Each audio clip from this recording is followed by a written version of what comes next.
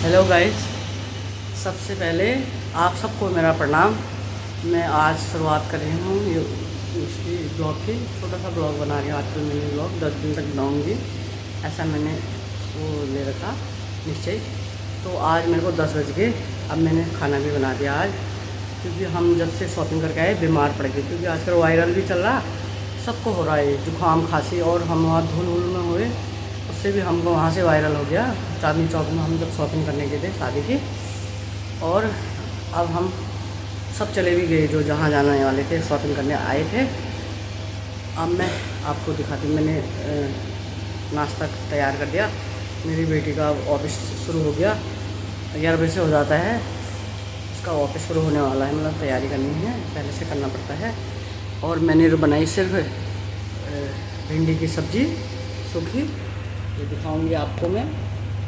दिख रहा है, ये देखिए, अगर दिख रहा है तो क्योंकि मैं सेल्फी वाले से बना रही हूँ। ये है मेरे भुट्टे, उत्तराखंड के से जो भुट्टे आए थे, ये मैंने उबाल रखे कुकर में उबाल के।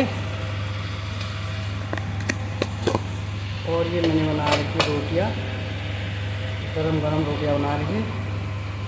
दिख रहा है आपको?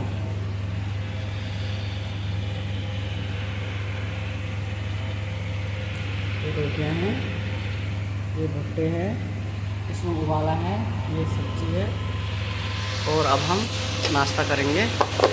और मैं एक बहुत बड़ा मैसेज आप लोगों को देना चाहती हूँ। बहुत दिन से सोच रही थी, मैं यहाँ आई हूँ ना गाज़ियाबाद, जब से मैं वहाँ उत्तराखंड घर में रहती थी, तो मेरे को बिल्कुल भी टाइम नहीं होता था। मैं ब्लॉग नहीं देखती थी, बिल्कुल मैं कोई ब्लॉग नहीं देखती थी। थोड़ा सा शॉर्ट से देख लिए। मैंने यहीं आके सौरभ जोशी के ब्लॉग देखने शुरू करे, बहुत अच्छा लगा मेरे को। और मैं वहाँ क्राइम पेट्रोल, सावधान इंडिया टीवी में देखती थी। और हमारा उतना नेट तो होता नहीं था, थोड़ा सा मोबाइल में होता था। उसमें मैं एक राम कथा सुनती थी, वो ख़त्म हो जाता था नेट।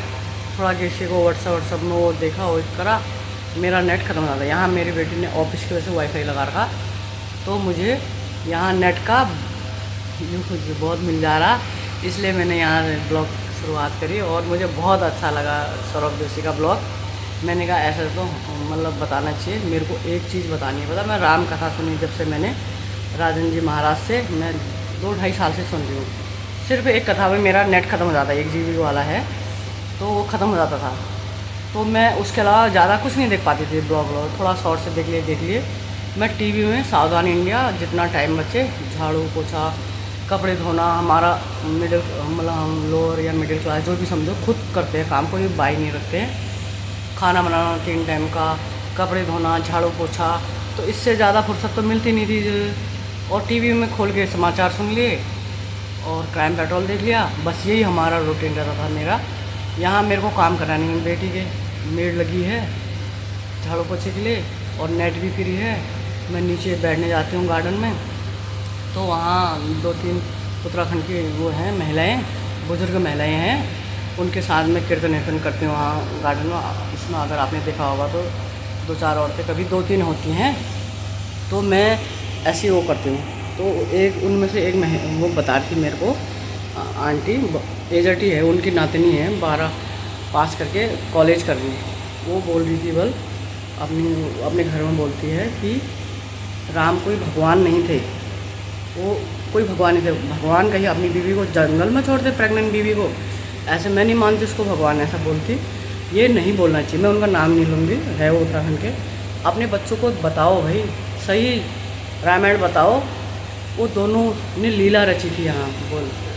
अब इससे ज़्यादा मैं क्या कहूँ, क्या कहते थे, मेरे को उस दिन से बड़ा वो लगा, तभी मैंने ब्लॉग बनाने। मैं बताऊँगी राम जी के बारे में कि क्या था। उनको किसी ने निकाला नहीं घर से प्रेगनेंसी में, वो भगवान थे, उनकी लीलाएं थी। अगर वो वहाँ वन में नहीं जाते तो सबरी से कैसे मिलते, जो इतने साल से तपस्या कर रही थी। अगर वो वन में नहीं जाते, वो हिरण सच्ची मुझे कहना था, वो राक्षस था, उसका भी वध करना था। हिरण बन के आया था, जो उनने कोई हिरण का शिकार नहीं करा, तो वो राम जी की आवाज़ निकाल के उसने करा हुआ। तो थोड़ा बहुत तो देखा ही होगा सब बच्चों ने।